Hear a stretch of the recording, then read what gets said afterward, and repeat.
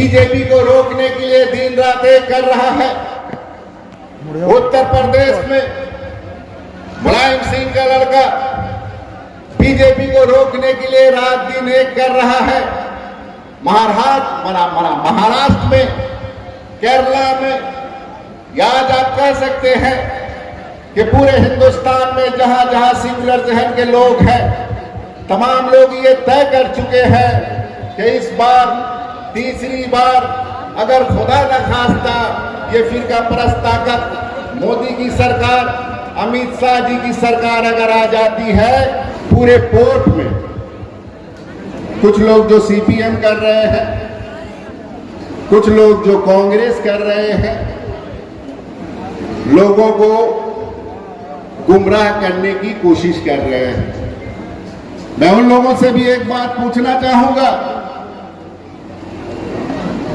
कि क्या आप चाहते हैं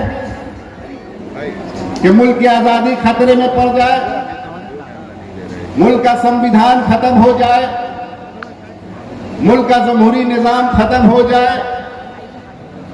कोई नहीं बोलेगा, सब एक ही बात बोलेंगे, नहीं, बीजेपी को इस बार रोकना होगा। वोट का बंटवारा न हो, एक वोट भी इधर उधर न हो, उसकी जिम्मेदारी हम तमाम लोगों को लेनी होगी। अगर बहलावे में, फुसलावे में, बहकावे में हम लोग सीपीएम को अगर वोट देते हैं, कांग्रेस को अगर वोट देते हैं, फायदा किसको पहुंचेगा? बंगाल में, कलकत्ता में, खजरपुर में अगर हम लोग सीपीएम को वोट देते हैं, कांग्रेस को वोट देते हैं, तो फायदा किसको पहुंचेगा?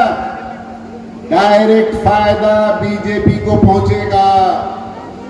तो क्या 78 नंबर वार्ड के नौजवान, 78 नंबर वार्ड के बुजुर्ग, 78 नंबर वार्ड की मां और बहनें ये चाहेंगे कि बीजेपी को फायदा पहुंचे? हरगिज नहीं।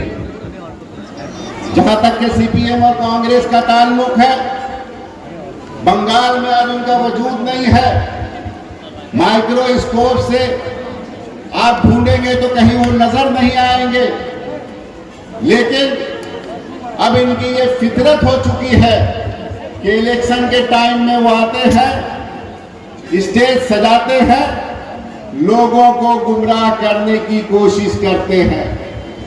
ये बात तो तय है कि साउथ कलकत्ता पार्लियामेंट्री कंस्टिट्यूएंसी से दूसरी बार माला राय जी, जो इस रियासत की वज़ीर आला ममता बनर्जी के उम्मीदवार हैं, हमारे और आपके विधायक, शहर कलकत्ता के मेयर फिराद हकीम के उम्मीदवार हैं, लाखों लाख वोट से जीतने जा रही है।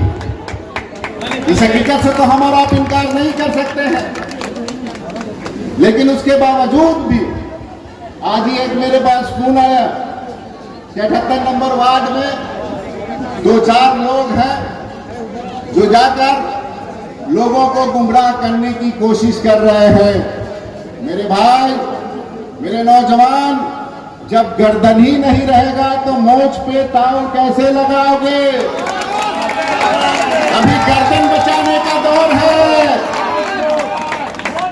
गर्दन बचेगा तभी अपना मोच पे ताव लगा सकते हो, और मोच पे ताव लगाने के लिए आपको 2026 में मौका मिलेगा। काउंसिलर इलेक्शन में, एमएलए इलेक्शन में अगर आपको लगता है कि हाँ, काउंसिलर इलेक्शन में निजामुद्दीन सन से कोई बेहतर शख्स आ जाता है, शौक से आप उसको वोट दीजिएगा।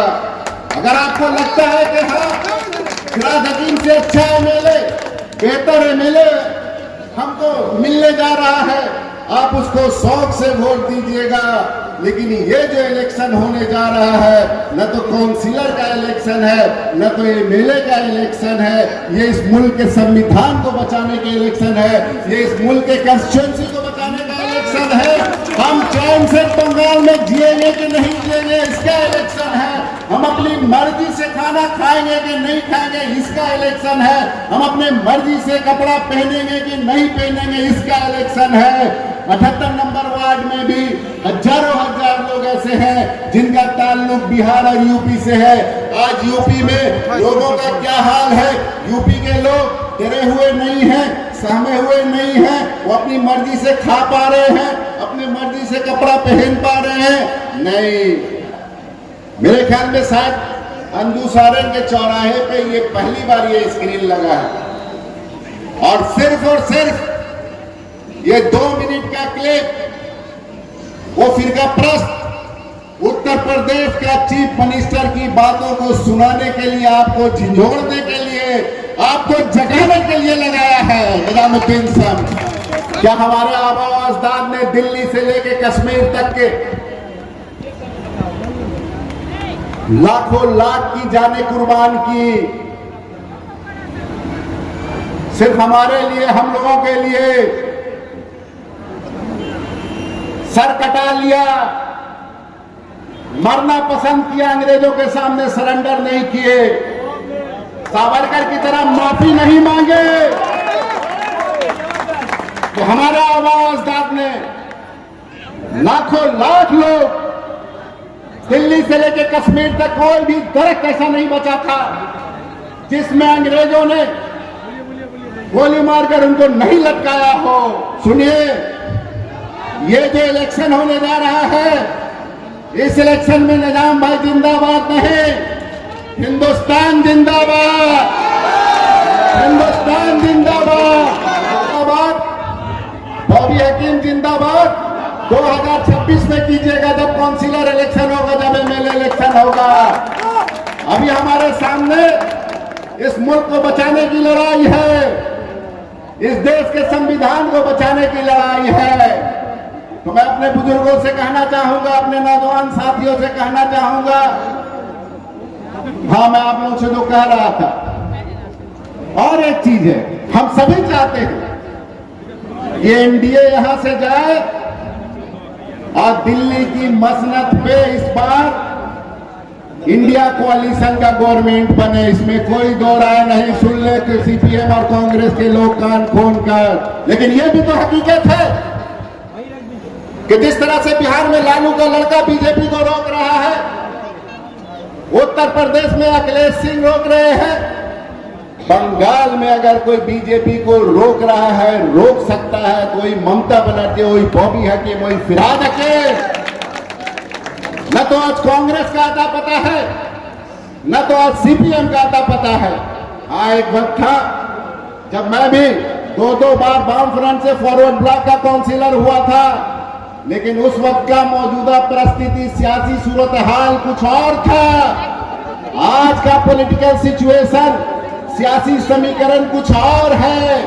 आज हम लोगों को तृणमूल कांग्रेस को हिमायत करना है, फिरहाद हकीम को हिमायत करना है, ममता बनर्जी को हिमायत करना है। और ये हिमायत बॉबी हकीम के लिए नहीं है, ये हिमायत निजामुद्दीन शम्स के लिए नहीं है, ये हिमायत ममता बनर्जी के लिए नहीं है, ये हिमायत खुद के लिए है, अपने परिवार के लिए है, अपने बच्चों के मुस्तकबिल के लिए है। हम चैन से जिएंगे कि नहीं जिएंगे, उसके लिए है।